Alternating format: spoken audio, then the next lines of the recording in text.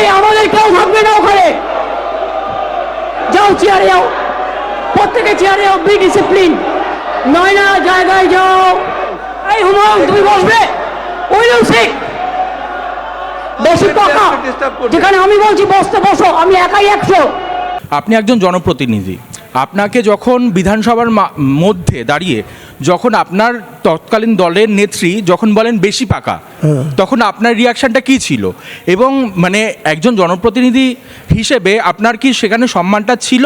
যেই জায়গা থেকে আপনি রিপ্রেজেন্ট করেন তাদের প্রতিক্রিয়া কী ছিল? মাননীয় মুখ্যমন্ত্রী তিনার রাজনৈতিক জীবনে শুধু হুমায়ুন কবিরের মতো ব্যক্তিকেই এরকম তাচ্ছিল্য করা বা অডারসিটি করা না, মানে এটা করেন আইপিএস আইএসকেও তিনি অধিকারের বাইরে গিয়ে যে ধরনের কথা বলে, যারা কর্মচারী তারা হয়তো তেনাকে কিছু বলতে পারেন না, কিন্তু তাদের মনের ভিতরে তাদের বাড়িতে গিয়ে তার মিসেসের কাছে তাদেরকে জবাবদিহি করতে হয় যে তুমি চাকরি করতে গেছো বলে তোমাকে এই ধরনের আচরণ করছে। কিন্তু হুমায়ুন কবির ওখানে বলেছে এই চুপো বেশি পাকা, আমি কিন্তু বসে পড়িনি, দাঁড়িয়েই ছিলাম, পরে বেরিয়ে এসছি।